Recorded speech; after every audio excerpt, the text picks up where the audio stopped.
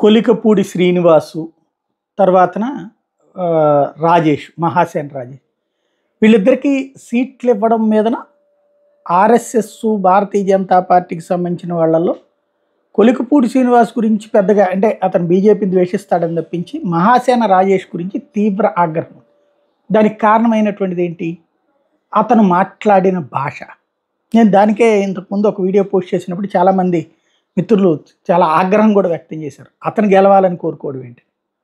ఇక్కడ అతని aspect observe చేయండి. ఇవాళ ఏం మాట్లాడారు అక్కడ?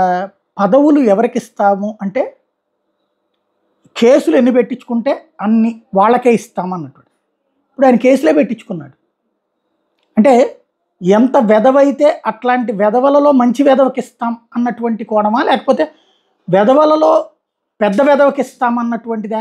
అంటే ఎవరిష్టం వాళ్ళది. ఇప్పుడు ఆయన వెధవ అంటలేదు నేను. కాబట్టి కేసులు పెట్టించుకునేది వెధవలు అని చెప్పేసి మనం మాట్లాడితే అందరూ వెధవలైనట్టు. కేసులతో సంబంధం లేకుండా వెధవలను కూడా ఇస్తామంటే అది ఒక ఆస్పెక్ట్. ఇక్కడ మహాసేన్ రాజేష్ మాట్లాడినటువంటి మాటలేంటి? హిందూ అమ్మాయిలు కనుక పటాయించి పట్టుకొస్తే పరిహారం ఇస్తాం, ఇదే డబ్బులు ఇస్తాం, నజిరానాలు ఇస్తాం అన్నటువంటి. అలాగే తను క్రిస్టియన్ అని ఓపెన్గానే చెప్పాడు. ఎస్, అవన్నీ చెప్పినటువంటి వ్యక్తికి టికెట్ ఇవ్వడం ద్వారా తెలుగుదేశం పార్టీ భారతీయ జనతా పార్టీకి ఒక సవాల్ విసిరింది.